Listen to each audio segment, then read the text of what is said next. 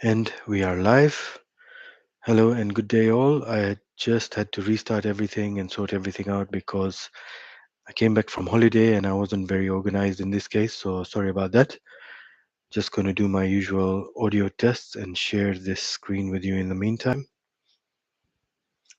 Da-da-da. Also, share tab audio. Okay. So, let's see. It's telling me something is streaming there. Audio is looking fine. And today we're going to be talking about mind lines. Once again, big up to David D'Angelo for this one. See, I'm not getting the audio. Maybe if I switch off Bluetooth there and see. Okay. While that's doing that. Okay. So mind lines. We were talking about this in previous streams, how NLP has really helped me. And it's all about, as it says in the first line, have you heard of neuro-linguistic programming or power of suggestion, which is not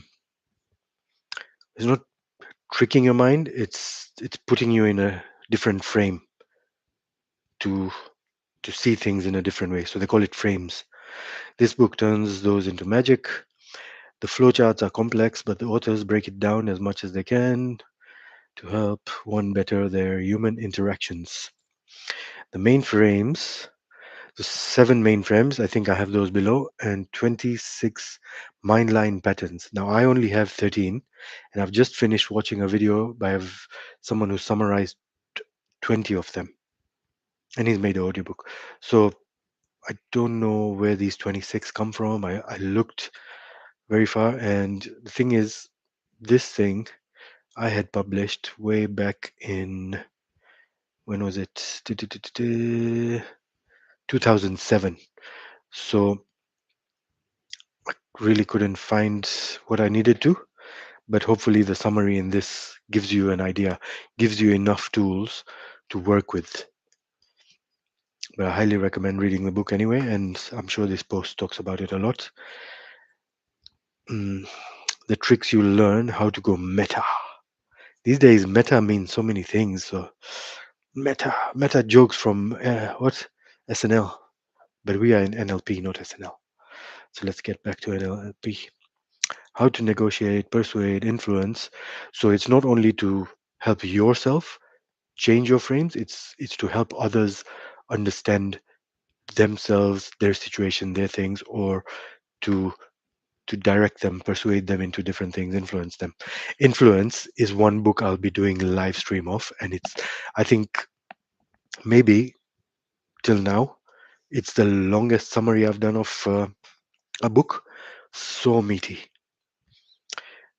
Just shed light for a better angle to others and yourself. Love the explanation on beliefs and what we give meaning to. Let's improve our English since 2007. It gets very technical and only think it's worth reading if you really have difficulty or want to improve skills just mentioned, or if you have limiting beliefs that hinder your progress in anything. Limiting beliefs is a big one. Now, the main formula is EB equals IS. External behavior, what's happening out there, is equal to what's happening in your internal state. I don't agree with that fully because there's some things that could be happening out there, but if your internal state is strong, or your external behavior, okay, that makes sense. Then it makes sense. The main reframing that I like is storytelling. I love storytelling. I'm very much into whether it's superheroes, Naruto. I love Naruto as a full story of all kinds of childhood trauma, mental illnesses. It just encapsulates so many things. And which is why I love folklore, myths, and legends and scriptures. For more, look at What's his name? Myth. The power of myth. Oh no, I have to do here. Myth. The power of myth. Power of Myth, Joseph Campbell. He talks about so many different things from hero's journey to the dueling brothers and all sorts. It's so good. Storytelling goes so deep into it. Like they have lots of stories that you don't understand the meaning, the true meaning of, but you yourself will get. And the book explains how it works. So a lot of Hindu scriptures are stories which say one thing. It's like, oh, these guys, Mahabharata, so many wars, everyone's have fighting and this and that. But when you find out the symbolism, Hastinapur is the body, five good brothers, 100 bad brothers, so vices, senses, because the senses are married to one Draupadi. This is one of my favorite symbolisms, but this is the kind of stuff. So when you keep hearing certain stories and things, your conscience is pulling in some other information, very much like hypnosis, where the induction goes past your brain. It fools your brain, distracts it on this side, and the induction goes to the subconscious. Lots of stories explain book how it works. In fact, reading this book just once. Okay, just read the book just once to get that bit. I've only read books once, maybe one or two. I've read more than once. Once again, David D'Angelo gets a big up. Now, David D'Angelo, the previous series I've just finished or doing all these lives, he has been such a big person in my life to change things because the books he recommended and things, which was in I think DVD 5, the summary. So many books. I haven't even got to some because I don't didn't think I needed them. But the ones I got to, the ones he mentions, I used to do homework. I used to sit on the bus 2 3 hours, have my notepad, just do read this, go through mind line, take each note of all these different frames and patterns and things. So he gets a very, very big up from me. His real name is Ibn Pagan, and he teaches a lot of marketing and business stuff too. 7 frames and lenses. Okay, so here we go. The first frame is outcomes. Do you have the resources you need? What is the intended outcome?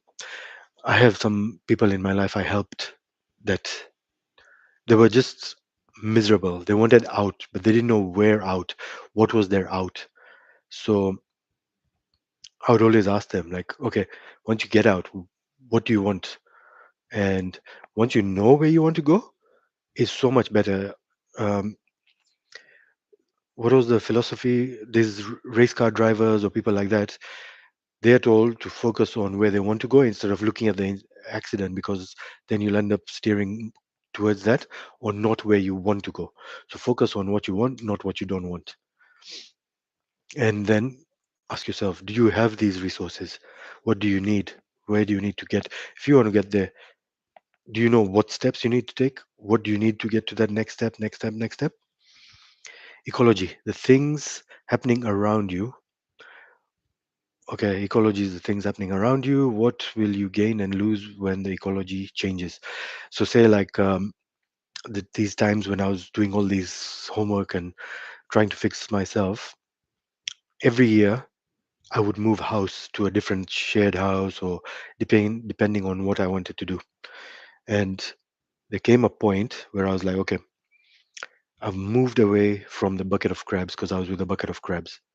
And then I moved into a situation where I was still being dependent on family. So if I wasn't dependent on friends, if I wasn't dependent on family, who would I be? So I decided to move somewhere where I would get to know who I am without all these helps, crutches, clutches, whatever you want to call. And I had to weigh it out. What did I gain? What did I lose? This and that. And whatever you move towards, to me, any kind of change is always a good thing because change is inevitable, first of all. Second of all, even if it is a bad change, you've moved from something to to a different part, like what is it called, your comfort zone. You've stretched your comfort zone. You've made yourself a little bit more experienced in life, a little bit more adventurous, and you're pulling in new information, new things. I love about, even if it's stuff I don't like, I'll still study on it just to fill my brain with that. So back to this point, where you're going, where you're living, no matter what happens, there's always going to be a good and bad. Are these the good and bad you're willing to deal with? Because some bads you may not be willing to deal with, you won't be able to handle dealing with. In those cases, you'll come across things like anxiety or depression and stuff like that. So figure out your ecology. Another frame is as if, fake it till you make it. Some people are against this fake it till you make it, others are for it. But in this example, it's a very good example because I used to be an assistant manager at fuel stations. And whenever the manager left, not only did I get to be the manager himself, but I got to do things the way I saw fit and how things would work, or I got things done like the boss would get things done. But I also figured out what would be my way of doing things. So this as if frame is pretending like you're going to make it if these factors, so and so factors, are not in play. Any people in the live? No, no questions. Let's carry on. Backtrack. This frame is when you go the wrong way, you backtrack to see where things went wrong. And it's like the previous series I just did. He talks about the observing ego. So you're kind of coming out of the situation. You're going back to see, oh, okay. So the map was this way, and that road fit the description of this road I was supposed to take, but I took the wrong way. So I backtracked. Now I can start moving in the right way. Relevancy. Is it that important? Pick what is needed. Back to that first point of what do you need? Once you know if this is relevant,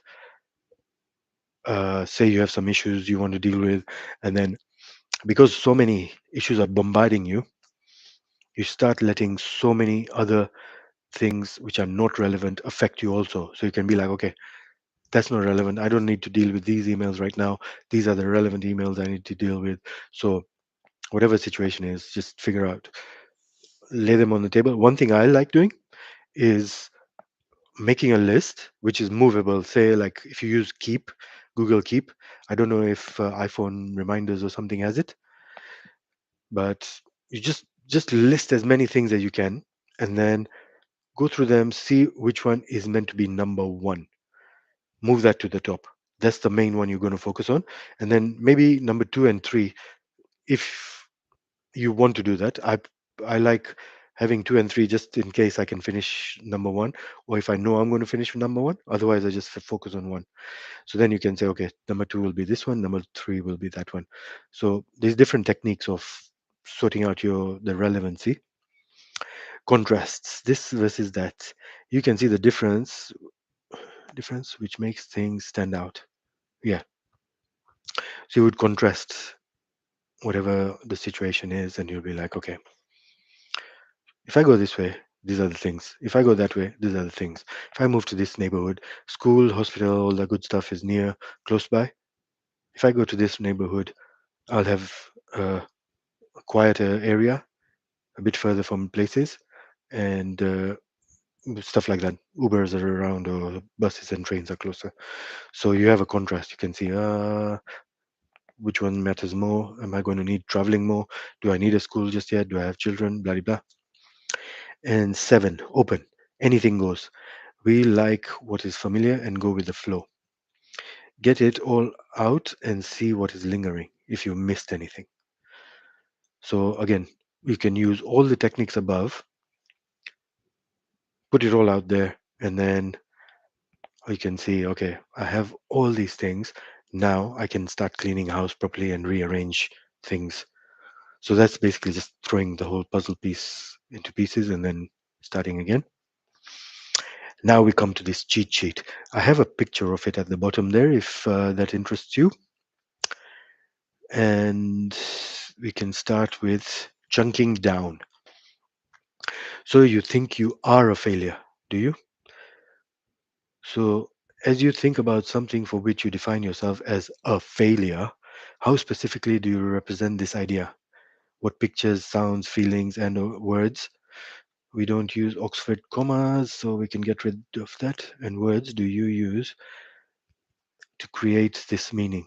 How do you represent the action of failing at one thing as making you a failure?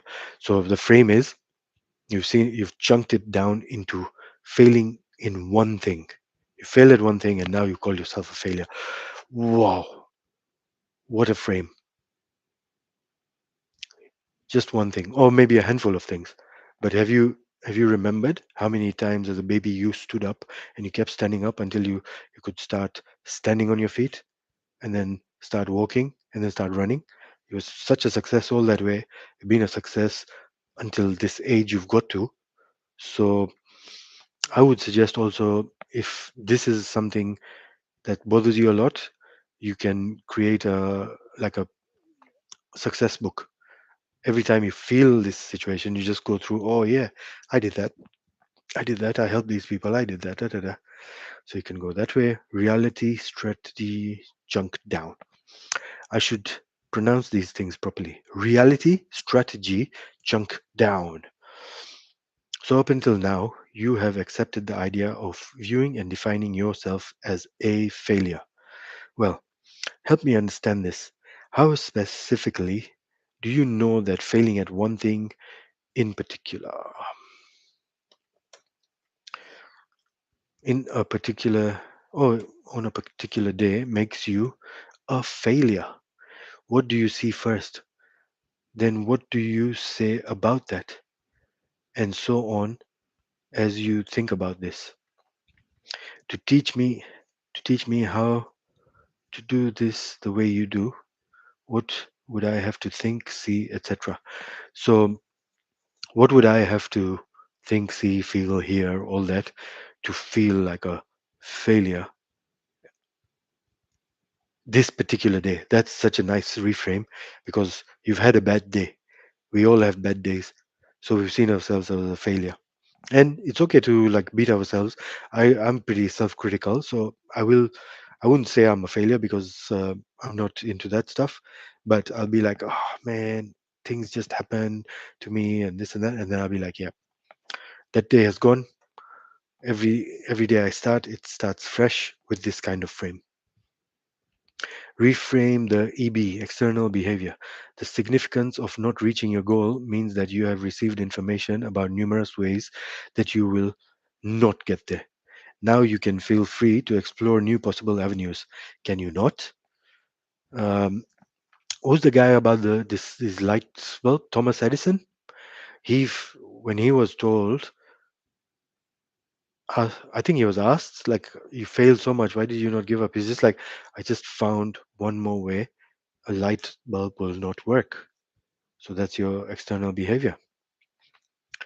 You're gonna you've tried something, didn't work. I'm gonna try something else. Oh, now I know that doesn't.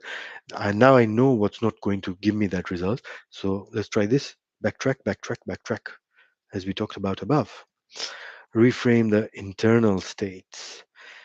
Interesting that you say that. What I really find as a failure. Okay, so let me just cheat sheet using being a failure as an example. Internal state, interesting you say that. What I really what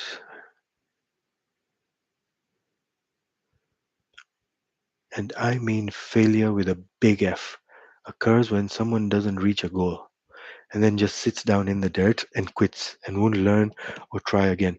And I'd call that a failure.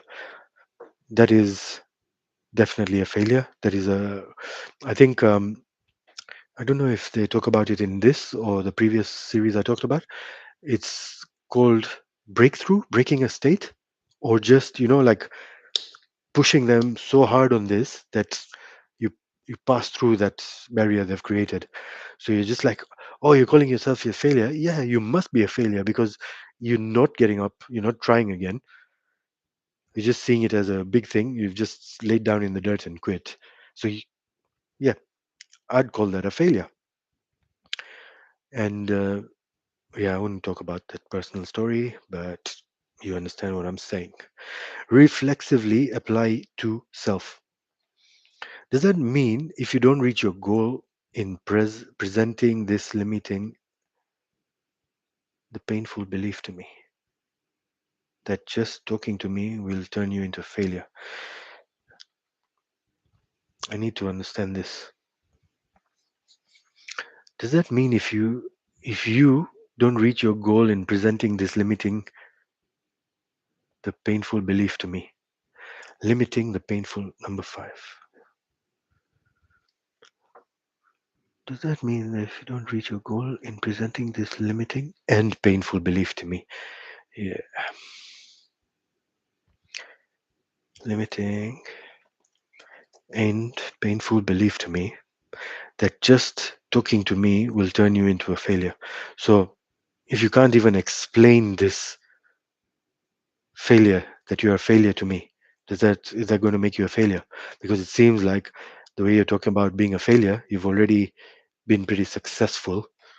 See, you're successful at something. Yeah, that's a pretty cool one. Reflexively apply to listener. Then we then with that way of thinking about things, if you don't succeed in coming up with a good way of responding and helping you with this distress, I will become a big failure also. In other words, my success or failure as a human being depends on succeeding in this conversation in just the right way. So if I'm not successful, now that you've told me that you're a failure, and you've told me you're a failure because you're looking for some kind of solution, you don't want to stay a failure. And if I'm not successful, does that make me a failure also? So we're basically not good at having a conversation. Are we both failures at having conversations? Counter example framing. When you think about some of your successes, and how good and resourceful you feel about them, you mean if you mispronounce the word or failed in any aspect of any goal surrounding that, that such would turn into a failure. So you're going to tell me a story of how you've been successful and you mispronounce the word like I've just been doing in this stream. Is that going to make me a failure? Is that going to make my past success a failure? Hell no. Positive prior intentional framing. Reaching the goals that you set for yourself must mean a lot to you. So you've set a goal for yourself. It must mean a lot. I can imagine that you take that view in order to protect yourself from messing things up and to push yourself to higher levels. So you're pushing your boundaries. I can imagine you doing that. You're kind of using power of suggestion now and telling them, I can see you are a successful oriented person or goal oriented person who is successful at reaching these goals. And since you want that, perhaps some other attitude about failure might help you to really succeed in your goals. Succeed in your goals. And that's right. You just need some nice person like that to remind you, hey, you know what? Yes, you fell. You're going to stay down because you're not the kind of person who stays down. You usually get up. You may take some time to lick your wounds and whine a bit, but I've seen you keep getting up, moving towards your goals and being successful. Successful. Okay, positive prior causation framing. These words, I'm never going to remember all that. And that's why I took these notes. It seems important to you to set and reach goals. So you probably have taken on this limiting belief because you have had some painful experiences and you want to protect yourself against more pain. I wonder what other beliefs you could build that you would find even more effective than this one. And just like the previous one, this one is so much more better because it's just a person putting a mirror against this successful person and saying, hey, look, you've done this so many times. You've just been beaten in this case. You've been beaten so bad that you don't want to get hurt anymore. So again, you can lick your wounds, you can take a break, you can reassess how you're going to attack it. And I wonder what other beliefs you could build. So it's all about building that belief, the whole belief system. It's just so important. First outcome. What result what result for you when you move through life defining experiences and yourself as failures just because you don't reach a goal as you want to? What results for you when you move through? Okay, what happens for you when you move through life defining experiences? A sentence is not right up there. Life defining experiences and yourself as a failure. 10, 10.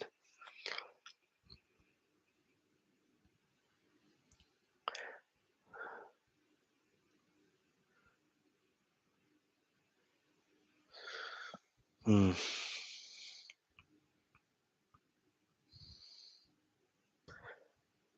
So you're defining life through life defining experiences. I should put a comma there so it breaks it up because I'm reading it as life defining, but it's when you move through life defining experiences and yourself as failures. Actually, it doesn't need a comma, but I just need to read it better. You know, I'm dyslexic, right? So if you don't know, I've told you now. J- Just because you don't reach your goal, do these serve you well in setting and reaching goals or in feeling successful? Do you like those negative, resourceful feelings? Number 10, they should be unresourceful. Do you like those negative, resourceful feelings? So it's just like basically reminding the person again. Do you enjoy being this loser? Right now you're in the loser state. Do you enjoy this? Are you going to do something about it? Is this serving you well? Or are you just going to dig a deeper hole? Are you going to be more miserable because you know you're going to be more miserable if you don't do something? Outcome of outcome. Imagine going out, say 5 or 11 years from now, after you have defined every unsuccessful attempt at reaching a goal as turning into a failure, and then living from that failure identity and feeling unresourceful. What will come out of that? Will you take on many risks? What other outcomes emerge when you feel like a failure? And take that into your future. I love this. I use this to control my temper, even. I use this to deal with things where I'll be like, I'm just holding on to things, which I'm like, okay, 5 years from now, uh, 5 days from now, 5 weeks from now, 5 years from now, stuff like that. In this case, it's like 5 to 10 years from now, if you carried on acting like this failure and using this failure mindset you have, well, do you realize where you will be? Do you think you'll be far living as a failure? Or does it serve you as opposed to if you thought of yourself as someone resourceful, someone successful who can deal with those failures? Then you would take on more challenges, you'd be more resourceful, you do more, many more things, take more risks, stuff like that. Eternity framing. I'll take a sip. Product placement. Okay, eternity framing. When I think about this, I wonder what you will think when you look back on your belief about failure when you step over into eternity.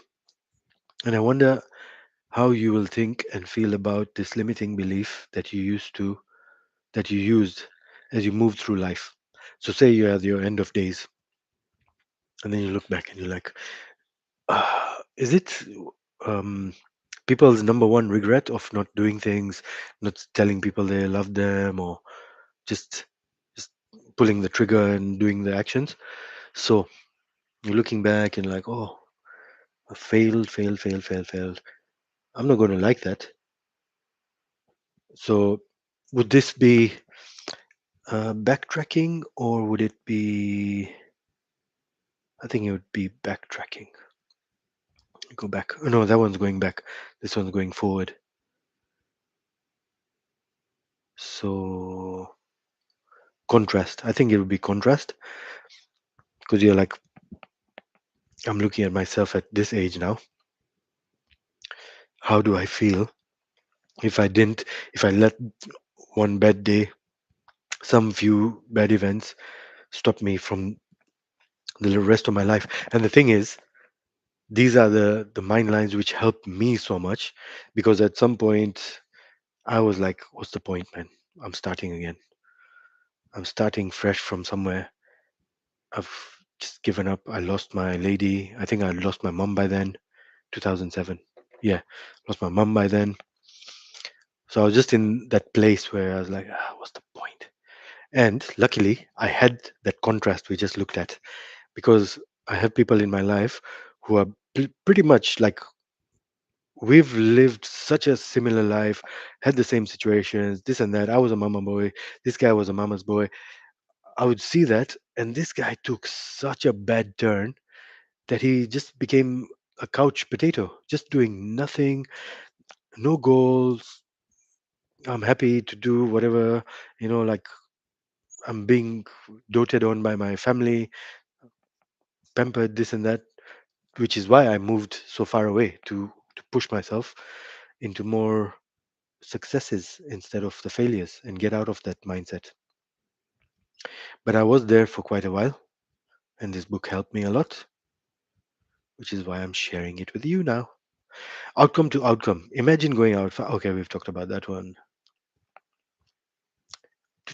Eternity framing. When I think about this, I wonder when you think, yeah, we've talked about that one also. So that's strange. Model of the world framing. What an interesting way to think about events that so overloads them with meaning. Overloads is like that trick word. That's the one with bypasses. It's like you're overloading yourself with this word because of these events. You're not just loading, you're just exaggerating it. Do you know where you got this map about one unsuccess equal equally failing? I think it means one unsuccess equally failing. I guess that's how it's pronounced. But one unsuccess equally failing. I don't think it should be equality failing. No. Okay, we'll go with it. One success equally failing. But one unsuccess has just dominoed into failure in everything, everywhere, all the time. Do you know that most people don't use that map to torture themselves? Exactly. People don't use that map to torture themselves. You've had some bad events, and now these are the lines you're going to use to help yourself. And there's this cheat sheet for you. Hopefully, even this stream helps. Now, this one I just watched like 20 minutes or 40 minutes back, and the summary, he's talked about all these that I've just talked about. If you want another different angle on the way he presents, and he presents 20 of them. So I might update this post after going through his, but I just wanted to stick to mine first, the 2007 one.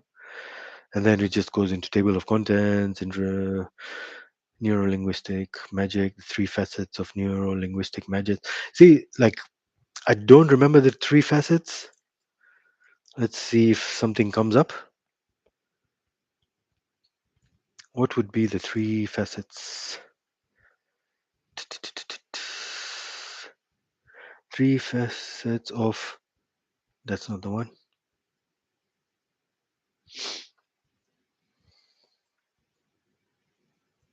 Mm, answer with AI. Let's see what AI comes up with.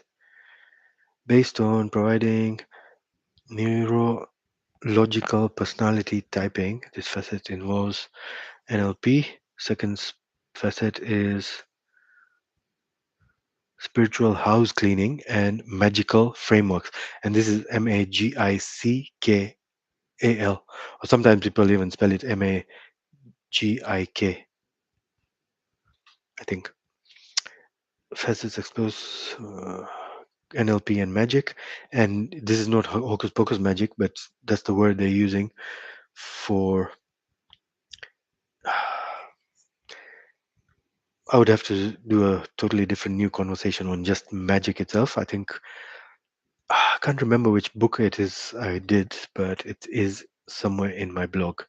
Language and magic. Facet number three is language and magical representation. So you're using neurolinguistic programming. It is some biogram, logogram dualism. There's lots of these words which I think I talked about in the start of this post. Conversation reframing patterns, which we've talked about. The formula EB equals IS, external behavior equals internal state. And then directions for framing. You can deframe, content frame.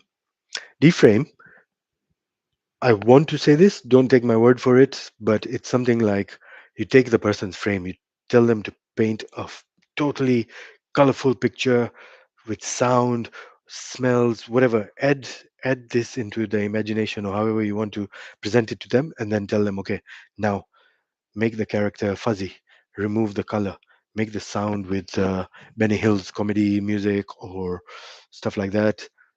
In the previous one, I talked about how I turned one of my this scary perpetrator, this built character, into this crybaby in a woman's black swimming costume with a shower cap and a bucket and spade.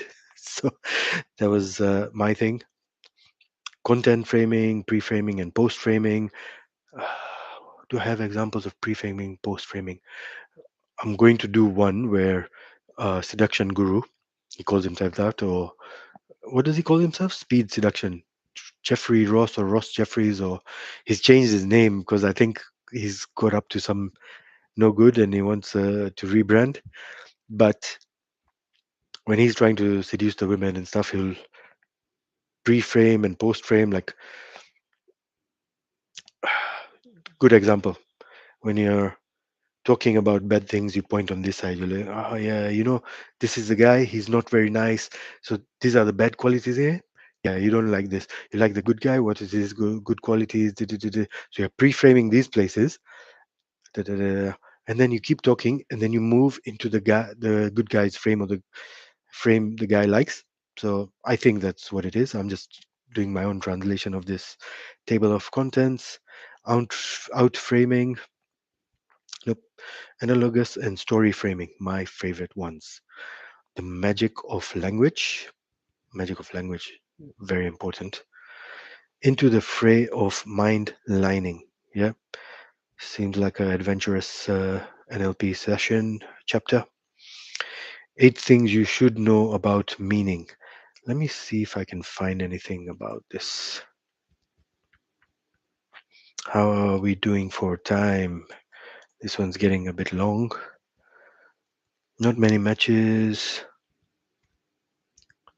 8 things you should know about New Amsterdam vodka.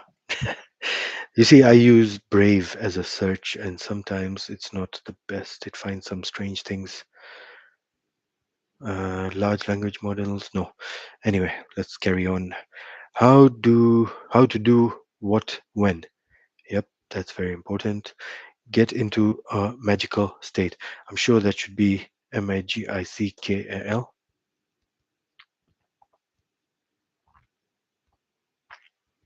Just going to look up the table of contents in somewhere. Mind lines, Michael Hall. Imagine it's still in paperback, which but it's such a great book. I really I wonder where I got mine. If if his was like a paperback, let's see.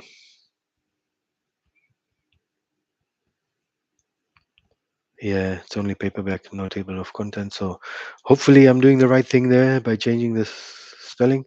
Mind line step by step. I should look for that one also. I might just update this post. So go back to this post. I'll share it in the link to this stream. It's already in there, so you can have a look while you're doing this anyway. And then epilogue, NLP, modalities, submodalities, meta model, hierarchy of language charts. Can I find a picture of this if I can share with you guys? NLP.